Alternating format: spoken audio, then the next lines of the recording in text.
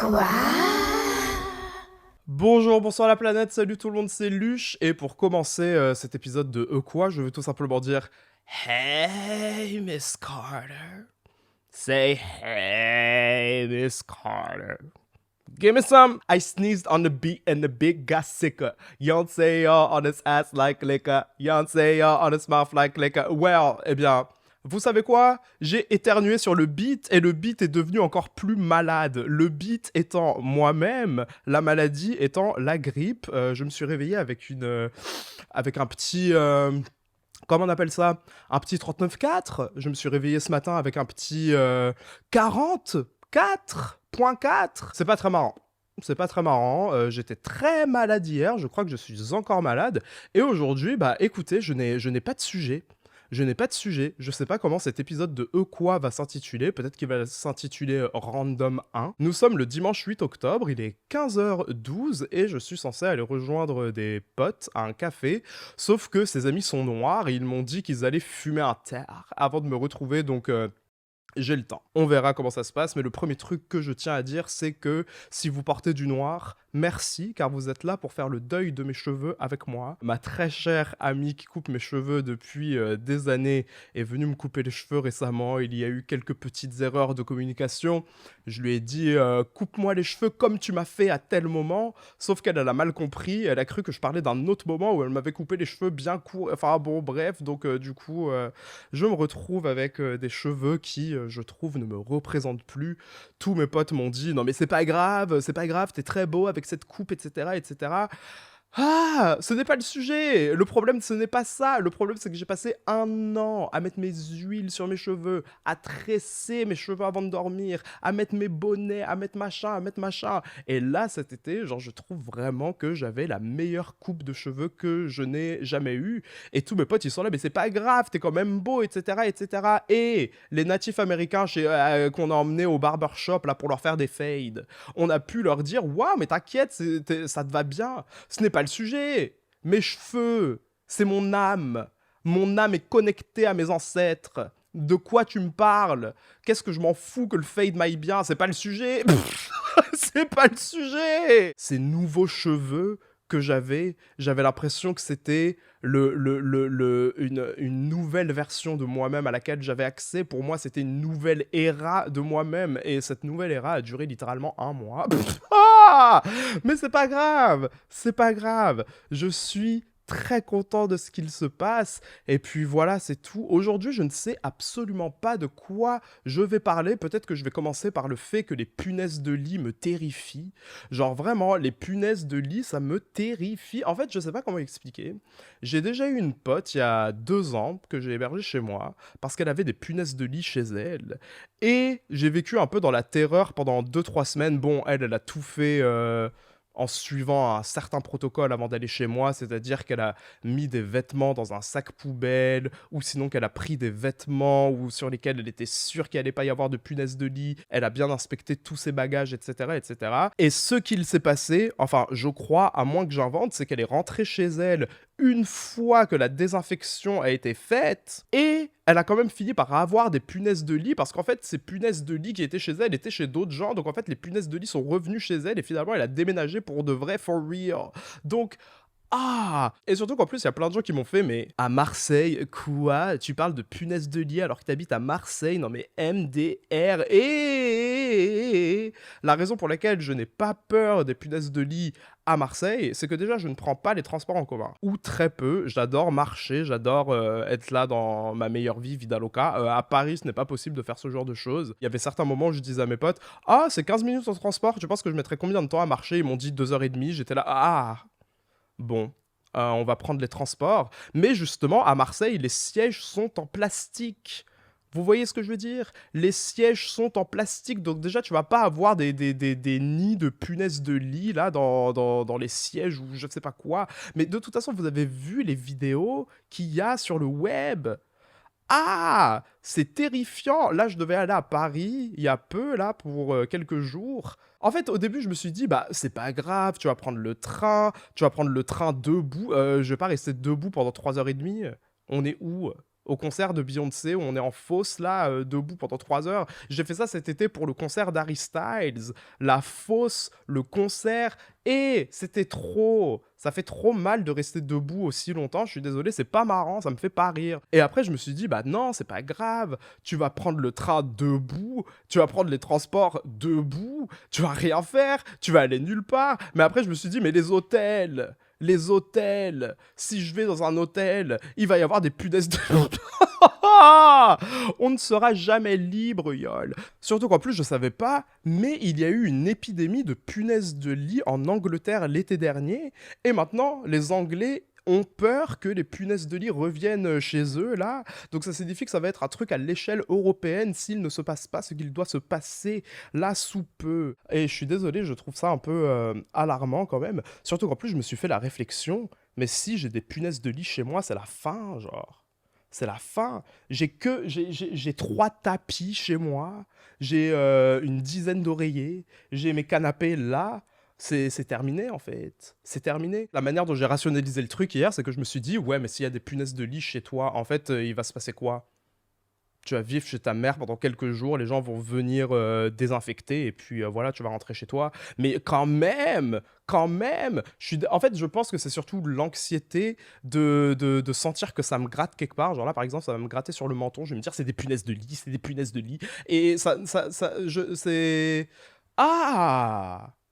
C'est pas marrant, je suis désolé, ça me fait pas rire. Surtout qu'en plus, il y a des matelas là qui sont laissés en bas de mon immeuble depuis quelques jours. Je trouve pas ça marrant non plus. Surtout qu'en plus, tu peux voir des punaises de lit, tu peux voir des nids de punaises de lit, tu peux désinfecter tous les trucs. Et puis finalement, en fait, il y a un nid que t'as oublié parce qu'il était derrière ton lavabo ou je sais pas quoi là. C'est terrifiant. Je suis désolé, ça me fait pas rire. Bon, bref, changeons de sujet, on va pas parler des punaises de lit, malgré le fait que sur Twitter, on dirait que je suis Médiavenir. Je fais que parler des punaises de lit à longueur de journée. Je suis désolé, le bail me terrifie. De quoi d'autre est-ce que je voulais parler aujourd'hui? Héberger des gens chez soi. Peut-être que ça va être ça le sujet d'aujourd'hui, hein. Héberger des gens chez soi, avoir des gens chez soi, être un nouvel étudiant dans une nouvelle ville et avoir ton appartement. Moi, je vais exactement vous expliquer quelle était ma situation lorsque j'ai déménagé à Marseille. En fait, déjà, la plupart de mes amis ont déménagé. Quand je suis arrivé à Marseille, il y en a une qui allait faire sa prépa à Avignon, il y en a une autre qui allait à Dijon, il y en a un autre qui allait faire son école à Paris ou je sais pas quoi. Donc le peu d'amis qui me restaient à Marseille étaient des amis qui continuaient leurs études supérieures à Marseille, mais qui par conséquent vivaient encore chez leurs parents. Donc en fait, vous savez ce qui s'est passé? Mon appartement est devenu le QG. Voilà, si vous êtes de nouveaux étudiants et que vous venez d'emménager dans une nouvelle ville et que vos amis vivent encore chez leurs parents, votre appartement va devenir le QG et c'est là que je vais vous inviter à mettre en place vos barrières parce que ce sera extrêmement important pour la suite et comment vous allez vivre cette situation en fait. Non, parce que MDR, vous allez devenir le lieu pour faire des soirées, vous allez devenir le lieu pour recevoir des gens, vous allez devenir le lieu où vos potes vont se retrouver. Et en fait, si vous ne mettez pas vos barrières, ça va finir par devenir une espèce de truc en mode « Bon, on se fait chier aujourd'hui, on fait quoi? Bon, on va chez Luc » et les gens, ils vont venir sonner chez vous sans vous avoir demandé, en fait. Ou sinon, ils vont le dire sur le groupe, vous allez être au courant techniquement, mais personne ne va vous demander votre avis parce que les gens seront tellement habitués à ce que chez vous, ce soit le QG. Sauf que le truc que vous ne savez pas, c'est que ces gens-là rêveraient d'avoir leur propre appartement. Ces gens-là rêveraient de vivre la vie que vous vivez actuellement. Sauf que eux, ils veulent vivre votre vie sans les factures, sans les voisins, sans vous dire, bon, d'habitude, j'aime bien ces tartelettes-là, mais bon, on va prendre la version Eco Plus. De toute façon, c'est pareil. Alors que vous savez très bien que c'est pas pareil. Le goût des Eco Plus est absolument immonde, mais vous mangez quand même parce que sinon, ben, MDR, vous allez faire quoi? Donc... Donc ces potes-là, ils vont venir chez vous, ils vont voir votre appartement, ils vont voir que vous vivez tout seul, et ils vont prendre ça comme une espèce d'opportunité pour se laisser aller, pour laisser place à leurs démons les plus intérieurs, aux choses qu'ils ont enfouies au plus profond d'eux. Donc ils vont croire qu'ils sont au parc d'attractions en fait. Le nombre de gens qui ont cassé des choses chez moi parce qu'ils s'amusaient trop, ils passaient un vraiment trop bon moment. Non mais excuse-moi, je suis désolé, c'est juste que la blague de Nunu, elle était vraiment trop drôle. J'ai perdu le contrôle, j'ai laissé tomber ton cendrier de ton père mort. Non mais... Oh, oui! Oui! J'avais un cendrier qui appartenait à mon père, il y a une go qui l'a cassé. Oh! En plus, cette go, je la connaissais même pas.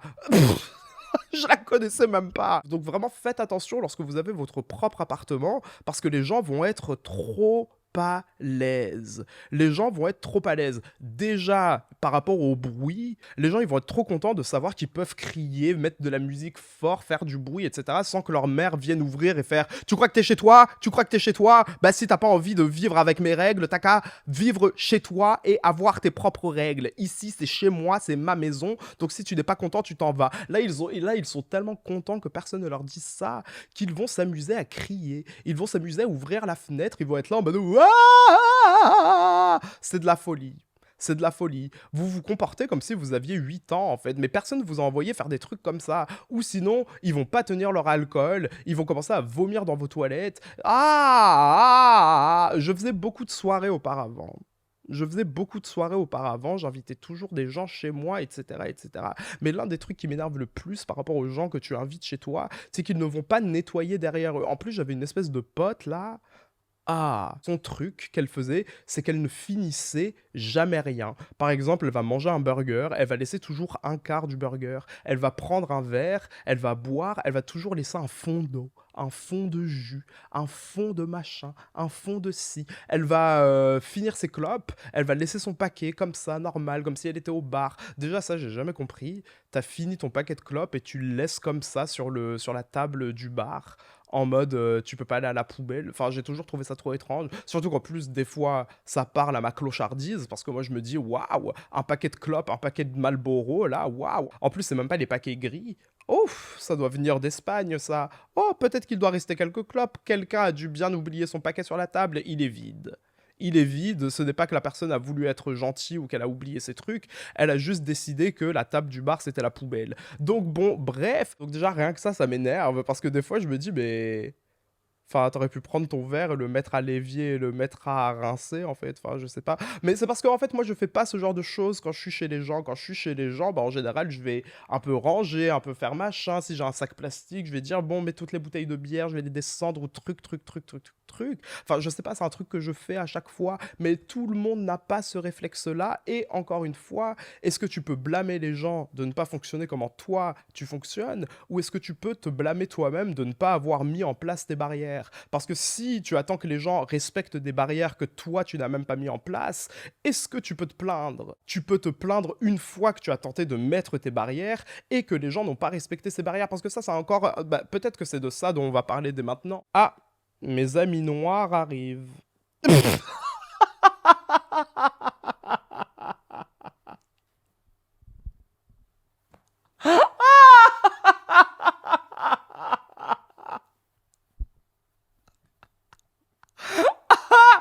Cette phrase, mes amis noirs arrivent. Mais en tout cas, ce que je voulais dire par rapport aux barrières, je voulais faire un épisode dédié sur le bail parce que je voulais faire un peu un genre de suite à être trop gentil. Parce que dernièrement, il y a plein de choses que j'ai appris par rapport à mettre des barrières. Après, peut-être que je les ai déjà dites dans être trop gentil, mais dans la plupart des épisodes de quoi, en fait, je parle de tous les trucs dont je parle comme si c'était des vérités générales qui étaient évidentes pour moi alors que je suis dans la manifestation. Je cherche à être dans le mindset que je décris dans les épisodes. Oh, Alfie, en ce moment, il me fait chier.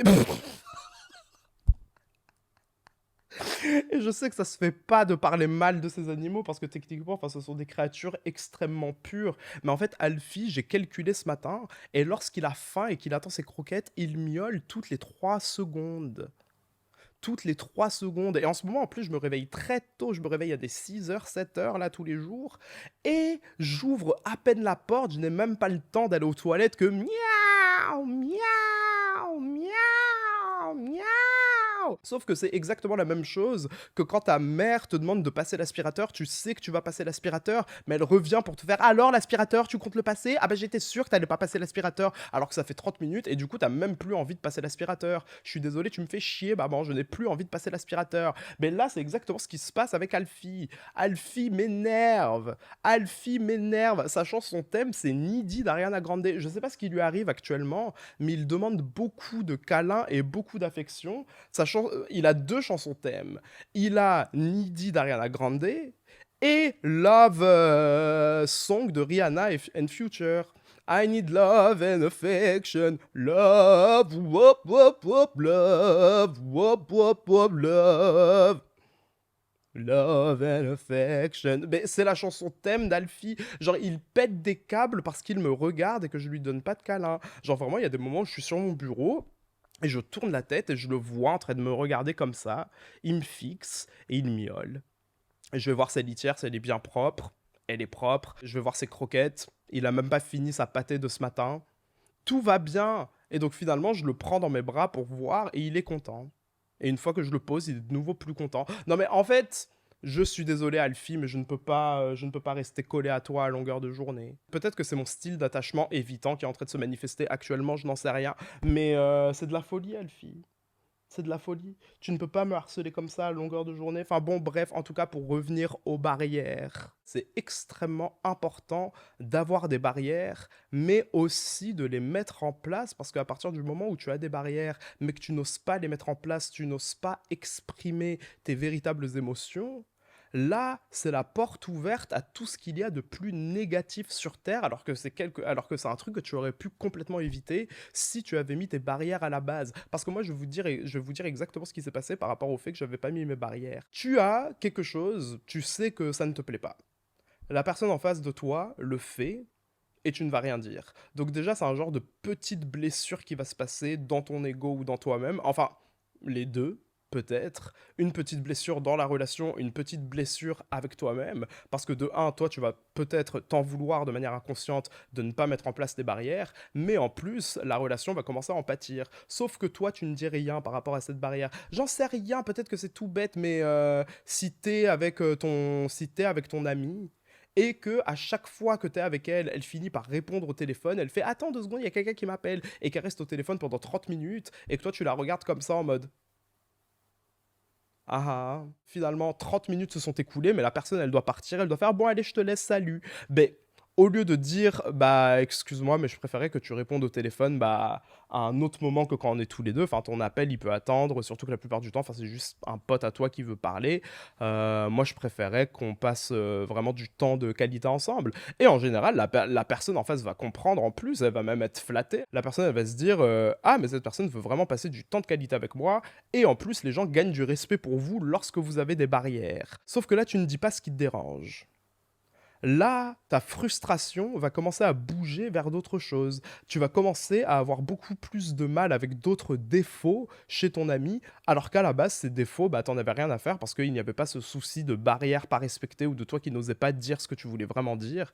Donc là, d'un coup, tu vas commencer à voir certaines choses chez ton pote qui vont te déranger. Personne ne t'a rien demandé en fait. Là, d'un coup, tu vas commencer à regarder ses ongles et tu vas dire «Ah non, mais cette grosse crasseuse, elle se range les ongles. Non, mais MDR. Ah non, mais machin. Ah non, mais machin. Pff, elle nettoie même pas ses chaussures. Ah, elle puait tellement de la gueule la dernière fois. Personne lui a jamais dit de prendre de chewing-gum. Sauf qu'en fait, cette frustration va monter, monter, monter, monter, monter. Bon, là, j'ai dit des trucs très bêtes pour imager, mais vous voyez ce que je veux dire. Genre, par exemple, ça se trouve, d'habitude, la musique que votre pote passe, c'est pas une musique que vous aimez spécialement, mais c'est pas une musique qui vous dérange non plus. Là, les musiques que votre pote choisit de jouer, elles vont commencer à vous horripiler. Vous allez commencer à vous dire, mais quelle est cette bouse auditive? Mais qu'est-ce que c'est que ça, genre? Ça, c'est tout simplement le résultat de votre frustration parce que vous n'avez pas émis les barrières que vous vouliez émettre à la base. Quoi? J'ai filmé un épisode sur le rejet amoureux la semaine dernière et en fait je me suis dit au début allez tu peux faire cet épisode, en plus ça finit bien la boucle sur les problèmes d'amour, sur les problèmes de cœur, sur les machins, sur les ci, sur les ça, donc là tu peux parler du rejet amoureux et comment on vit le rejet amoureux et comment s'en sortir techniquement, blablabla. Blablabla. J'ai eu bien trop confiance en moi sur le coup, yol. Vraiment quand j'ai filmé l'épisode j'étais dans le mal. Au début je me suis dit ah non c'est juste que je suis fatigué, je vais filmer la partie 2, je me suis dit j'allais le filmer en 2 parties, absolument pas. Le problème n'était pas là. Le problème était autre part. Le problème était mon cœur, qui ne battait plus correctement après avoir filmé cet épisode. En fait, ça m'a fait remonter tellement de souvenirs, ça m'a rappelé tellement de trucs que j'étais vraiment là, genre... Ouf, je suis épuisé. Toute mon énergie a été dépensée. Genre là, vraiment, je suis dans le mal. Mais d'ailleurs, autre nouvelle, ça par contre, bah, je suis persuadé que j'en parlerai nulle part. J'ai enfin fait l'estimation pour le prix de réparation de l'écran de mon ordinateur. Pour ceux qui ne savent pas, la saga des ordinateurs continue. Alors pour vous faire un bref sommaire, à un moment j'étais là, waouh, j'ai des sous, je suis trop content, blablabla, blablabla, blablabla. Je me suis acheté un nouvel ordinateur. Cet ordinateur a fini par déconner à cause du ventilateur et je m'en suis rendu compte trop tard, donc les dommages étaient irréversibles quant à l'ordinateur et j'ai donc décidé de m'en acheter un autre. Cet ordinateur n'a pas fait long feu non plus, étant donné qu'Alfie, cette magnifique créature qui est juste là, a renversé du vin dessus. Donc pendant un petit moment, je n'ai pas eu d'ordinateur ou sinon j'ai utilisé un autre ordinateur. J'ai fini par pouvoir m'en acheter un autre. Et cet ordinateur n'a pas fait long feu non plus. Enfin si, quand même. Il a fait son temps, il a marché très très correctement pendant un bon moment. Et là, d'un coup, il y a eu une fissure dans l'écran. Genre vraiment le choc le plus nul de la Terre. Mon ordinateur s'est cogné contre la table de nuit, ça a fait... Vous avez très bien entendu, hein. C'est exactement ça qui s'est passé. Vraiment, il n'y a pas de blague. L'écran de mon ordinateur était tout noir. Je n'ai pas vraiment saisi. J'étais très content de me rendre compte à ce moment-là que j'avais un iPad sur lequel je pouvais faire copie d'écran. Et donc, en fait, ce qui se passe, c'est que l'écran de mon iPad est posé sur l'écran de mon ordinateur. Et à un moment, ça m'a tellement saoulé que ma tablette bascule sur le clavier que j'ai fini par scotcher ma tablette à mon écran. Voilà. Et ça s'est passé en mars. Et ça fait depuis le mois de mars que je suis ghetto girl, quoi. Tout le monde me dit que c'est hyper ghetto et tout, de scotcher sa tablette à son écran, mais je suis désolé, faut faire avec ce qu'on a au bout d'un moment. Et en fait, je savais que ça allait être très très cher pour faire réparer mon ordinateur. Et je me suis enfin rendu à l'Apple Store. Déjà, le gars, il m'a dit un truc qui m'a fait me demander si j'étais un crackhead. Le gars, il m'a dit qu'il y avait énormément de tabac dans mon ordinateur. Parce que apparemment il a ouvert pour regarder si tout allait bien à l'intérieur. Il m'a dit qu'il y avait beaucoup de tabac. J'étais là, mais comment ça, il y a du tabac dans mon ordinateur? Il m'a fait, mais il y en a vraiment beaucoup. Et j'étais là, j'ai fait, mais quoi? Comment ça, il y a du tabac dans mon ordinateur? Je me suis rendu compte que c'était à cause des roulés, des cigarettes roulées, parce que mon sachet de tabac s'était renversé dans mon sac alors que j'amenais mon ordinateur aux terrasses du port. Ah! Le gars de l'Apple Store, il doit se dire, mais quel crackhead! Genre, c'est tellement un crackhead qui réussit à mettre du tabac dans son ordinateur. Au début, le gars, il m'a dit que ça coûterait 750 €, truc comme ça. Je me suis dit, bon... C'est moins cher que ce que je pensais parce que les gens de l'Apple Store au téléphone, ils m'ont dit que ça coûterait 1000 € MDR. Là, d'un coup, il me fait vraiment l'estimation et je vois qu'il y a écrit 957 €. Je fais, mais le prix a changé. Le gars, il m'a regardé, il a fait, haha, oui, la taxe, c'est la surprise. C'est vraiment pas marrant, hein. Que j'ai l'argent ou non pour faire réparer mon ordinateur, genre je suis désolé, j'ai pas envie de dépenser 2 mois de loyer comme ça d'un coup dans un ordinateur à réparer. Je suis désolé, c'est de la folie et j'ai pas envie de faire ça. Mais j'ai décidé que j'allais faire réparer mon ordinateur à la fin du mois d'octobre, pendant Halloween, pendant que je vais faire la fête, pendant que je vais faire la ho dans la street, quoi. Et puis voilà. Qu'est-ce que vous voulez que je vous dise? Qu'est-ce que vous voulez que je fasse? Faut que je fasse réparer mon ordinateur afin d'être au top de mes capacités en termes de YouTuberie, là. C'est chiant d'avoir un ordinateur cassé. Des fois, j'ai juste envie d'ouvrir mon ordinateur, de reprendre mon montage, etc., etc. Mais non, il faut que j'aille dans mon salon, que je connecte mon ordinateur par câble HDMI, que je fasse copie d'écran sur la tablette, mais des fois, la tablette ne s'affiche même pas dans les écrans à recopier. Donc, il faut que j'éteigne et rallume ma tablette. C'est trop frustrant, ça m'énerve, donc je vais faire réparer mon ordinateur. Et donc du coup, en parlant de tabac, de crackaderie et de Tokos Life, eh bien écoutez, nous allons parler de bœufs aussi. J'ai jamais été un gros consommateur de bœufs, enfin quand même. J'ai eu une période où j'ai consommé pas mal, mais je pense que c'était surtout parce que c'était la phase découverte. Ceux qui fument beaucoup ou ceux qui ont connu cette phase vont savoir de quoi je parle. C'est la phase où t'aimes trop être défoncé, où t'es là en mode « Non mais... » C'est trop bien de ne pas vivre dans le monde réel, MDR. pourquoi ne pas continuer? Et donc du coup, bah, toute ta vie, change et toute ta vie tourne autour de ça et ensuite tu finis par te rendre compte que pendant ces 3 derniers mois, tu as été un déchet, que tu as rien fait de ta vie. Bah, écoutez, j'ai eu un peu cette phase, moi, personnellement et en plus, je traînais avec des potes qui, eux, fumaient tous les jours donc ma vie était un peu enfin, que je l'ai voulu ou non, ma vie tournait autour de ça mais ça, c'était il y a peut-être, 3-4 ans ou quelque chose, je sais plus et finalement, j'ai fini par avoir ce que j'ai appelé mes très chers cracked week-ends. Après un bon mois de travail, je m'achète un petit 30, j'appelle mon gars sûr, et puis bah, je danse en slip pendant tout le week-end. J'invite des potes à la maison, je vais sortir, j'écoute de la musique, j'en fais pour qu'à la fin du cracked week-end, j'écoute tous les trucs que j'ai fait en me rendant compte que c'était giga nul.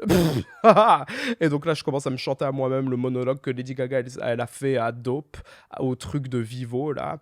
I don't need to be drunk to have a good idea. I don't need to smoke joint to be creative. I don't need it. I can do it without the dope. Voilà. J'ai commencé à chanter Dope de Lady Gaga à moi-même.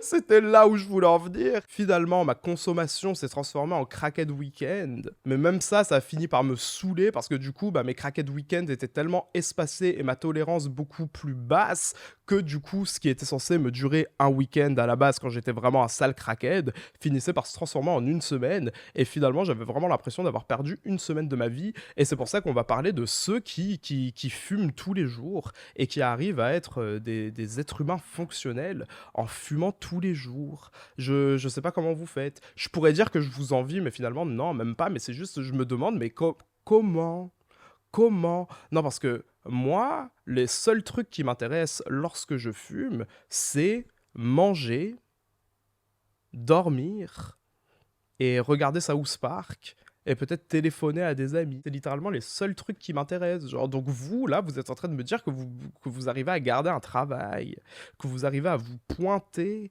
au travail et même pas avoir l'air bizarre en plus. Enfin, pour moi, c'est que vous avez des problèmes psychologiques derrière. Et c'est pas une insulte, hein, c'est pas grave. Mais justement, peut-être que le fait de fumer, ça vous aide à garder ces problèmes psychologiques sous contrôle. Et justement, vous arrivez par conséquent à être des êtres humains fonctionnels. Mais moi, ce n'est absolument pas le cas. Et ça a été prouvé lorsque j'étais à Berlin cet été. J'étais avec des amis qui fumaient. Et quand je vous dis mais que ça a été les pires expériences de ma vie, genre vraiment j'ai commencé à vouloir faire des crises d'angoisse, je me sentais extrêmement mal, je trouvais pas ça marrant, je trouvais pas ça cool et vraiment, enfin ça n'a fait que confirmer une idée qui était déjà présente pour moi à la base, je n'aime plus fumer. Je n'aime plus fumer. Voilà, je vous donne ma stoner card dès maintenant. Vous pouvez en faire ce que vous voulez. Vous pouvez la déchirer. Vous pouvez l'encadrer, la mettre au mur. Je n'en sais rien. Je ne suis pas responsable de ça. Mais moi, je vous donne ma stoner card. Fumer, ce n'est vraiment plus pour moi. Enfin, je pense que ça n'a jamais vraiment été pour moi. Là, quand j'étais à Berlin cet été et que j'ai fumé, c'était des expériences, mais vraiment trop nazes. Genre, heureusement que je sais me gérer quand je suis sur le point de faire des crises d'angoisse. Non, parce que sinon, vraiment, je me serais retrouvé à hyperventiler dans le restaurant asiatique. Ça m'a fait me rendre compte que, ouais, bah, c'était vraiment pas fait pour moi. Et de toute façon, j'avais déjà eu des espèces de phases comme ça, où j'étais défoncé, je regardais le plafond, et j'étais là genre, bon, est-ce qu'on pourrait arrêter s'il vous plaît? Genre, c'est plus marrant. Genre là, ça me fait pas rire d'être défoncé. Est-ce que ça peut s'arrêter s'il vous plaît? Et donc du coup, j'étais frustré parce que j'étais encore défoncé, mais je voulais plus l'être. Genre, enfin, waouh! Et surtout qu'en plus, par rapport à mon estime personnelle, genre quand je suis défoncé, je suis désolé, mais je suis mon pire allié. Je suis mon pire bully hein, quand je suis défoncé. Genre vraiment, je vais être là, mais en fait, je suis pas marrant. Tout le monde me déteste. Je suis une merde. Je regardais des montages vidéo de moi et j'étais là, mais c'est pas marrant ça. C'est vraiment nul. Et mes potes, ils étaient là, mais arrête, pourquoi tu dis ça? Pourquoi t'es aussi dur envers toi-même? Machin, machin, machin, machin. Et j'étais là, genre, mais j'en sais rien.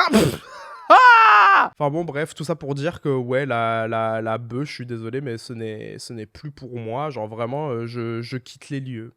Au revoir. Parce que j'ai fait une espèce de pour et contre de pourquoi je devrais arrêter de fumer. Mais après, je trouve que c'était un peu stupide de faire ça parce que du coup, je me suis questionné et j'étais là genre ouais mais enfin ça sert à rien d'être aussi radical par rapport à un truc que tu ne consommes même pas de manière régulière ou même plus de manière régulière. Genre peut-être que de temps en temps si j'ai des potes qui fument etc., genre je vais faire je peux tirer deux trois tafs et je vais faire ça et puis voilà tout ira bien. Mais justement quand j'étais à Berlin j'ai fait ce truc de vouloir tirer deux trois tafs sur le joint d'une pote et justement j'ai commencé à être anxieux, j'ai commencé à me sentir mal. Donc en fait je pense juste que c'est pas fait pour moi et qu'il y a juste une leçon que j'ai dû retenir et puis voilà. Mais pour finir sur la bœuf en plus, c'est que ça a foutu complètement la merde dans mon cerveau vis-à-vis de mes troubles alimentaires. Je n'ai jamais parlé du fait que j'ai eu ou que j'ai des troubles alimentaires ici, parce que ça a toujours été quelque chose que j'ai gardé sous contrôle. Je sais que ça existe et je sais que parfois j'agis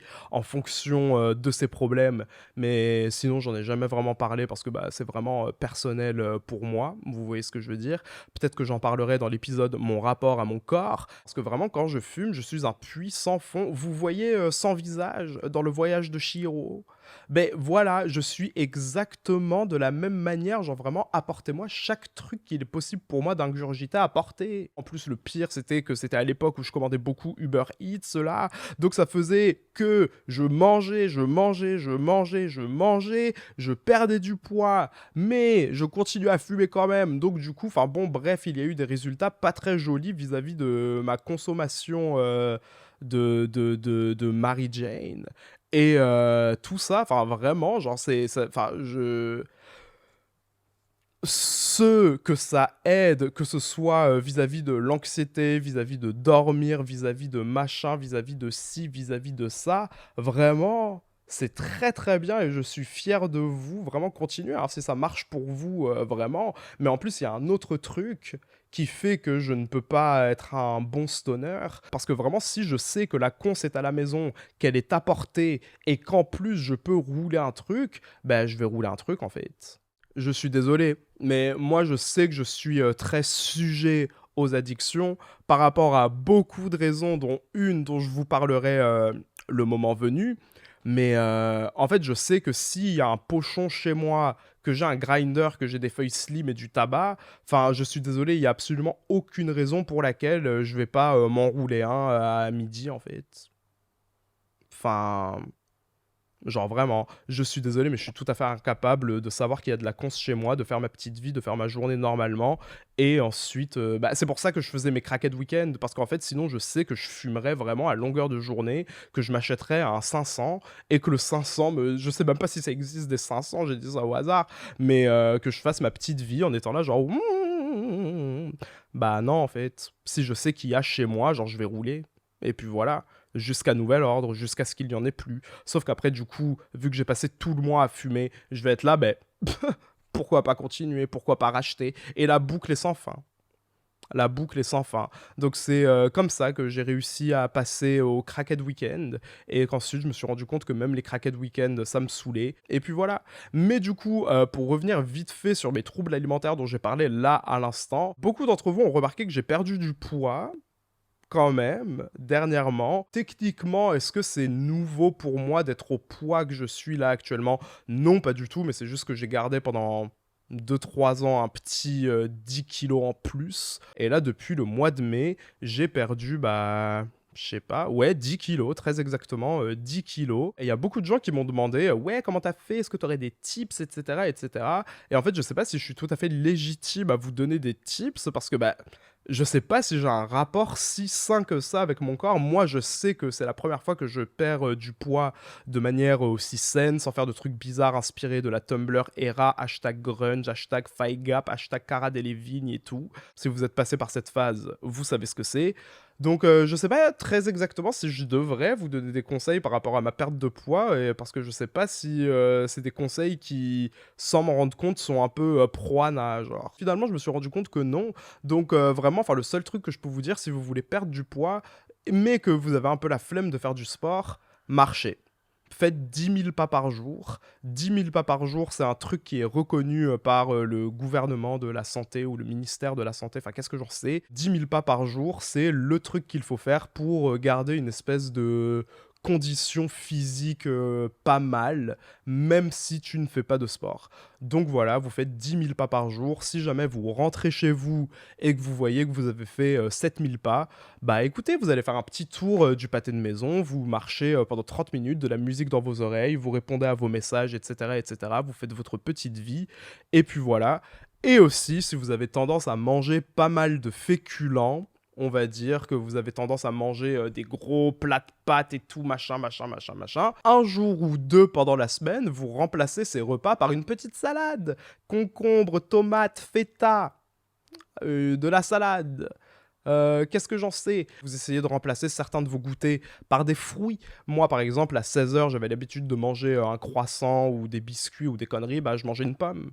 Et puis voilà. Moi, personnellement, c'est ce que j'ai fait aussi. Il y a beaucoup de fois où je suis allé courir. Et un autre truc que je me suis dit, c'est que, en fait, rien que le fait que tu fasses un minimum de sport, c'est déjà bien. Genre, parce que la plupart des gens ne font pas de sport du tout, ne marchent même pas, mangent mal, boivent des sodas, font tout ce genre de trucs. Donc rien que le fait que tu manges des pommes et que tu sortes marcher, c'est déjà beaucoup mieux que ce que font la plupart des gens. Donc en fait, il faut arrêter de se comparer aux autres, il faut arrêter de se dire ouais mais machin, Thibaut InShape et Juju Fit 4, ils font pas ça, eux ils font des abdos en série de 26 et moi je comprends pas, j'arrive à en faire que 10. Non mais c'est pas important. J'ai fait les efforts nécessaires de mon côté pour perdre du poids, mais cette fois j'ai pas essayé d'être impatient parce que vous voyez, des fois on essaie de se lancer dans des trucs pour perdre du poids ou pour machin, mais en fait on attend des résultats au bout d'une semaine, sauf que bah ce n'est pas comme ça que ça marche, parce que bah si t'as des résultats en une semaine, ça signifie qu'en une semaine ces résultats peuvent partir, donc au bout d'un moment voilà. Donc là, entre le mois de mai et maintenant, j'ai perdu bah tout le poids que je voulais perdre. Genre là, la dernière fois je me suis regardé dans le miroir et j'étais là genre bon, là, si tu continues sur cette lancée-là, ton cul va disparaître. Donc, quand même. Là, maintenant, je ne me pèse plus. Je suis très content. Je mets les vêtements que je veux. Je me sens bien dans mes vêtements. Et bah, je trouve que c'est déjà bien de s'enlever un souci. Après, dans le meilleur des mondes, je ne serais pas une personne qui se soucie de son physique. Je m'en ficherais du regard des autres, machin, machin, machin, machin. Ce n'est pas le cas. Voilà, bon, ce n'est pas le cas, donc qu'est-ce qu'on peut faire? Faire le travail nécessaire pour s'enlever cette insécurité. Et c'est ce que j'ai fait, et je suis très content, parce que maintenant, bah, c'est un truc en moins dont j'ai à me soucier, en fait. Prenez soin de vous, faites ça à votre rythme, ne vous placez pas des espèces de standards impossibles à atteindre, etc., etc. Et puis voilà. Je pense que c'est tout. Mes potes sont arrivés, mes amis noirs, mes amis Kobla, sont au café et écoutez, bah, je vais les retrouver. Peut-être que je vais me prendre un petit verre de vin, étant donné que je ne suis plus malade, je peux faire la fête. Wouh! Donc écoutez, on va voir ce que ça va donner. Merci beaucoup de m'avoir écouté. Je suis votre hôte Luche, que vous pouvez retrouver sur mes réseaux sociaux personnels à @luctvt sur Instagram et Twitter, ou TikTok à @luche aka Surconférence, ou sinon retrouver le podcast et suivre ses actualités à @equapodcast sur Twitter, Instagram et TikTok. Voilà, merci beaucoup. Encore une fois, n'hésitez pas à me donner des timestamps de moments qui vous ont fait rire ou marquer, comme ça je saurai quel moment mettre sur les réseaux sociaux. Et puis voilà.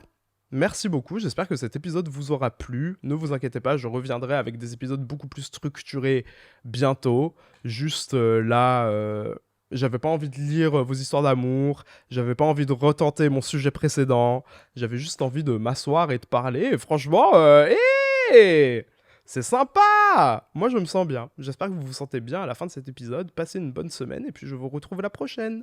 Bisous, ciao! Quoi?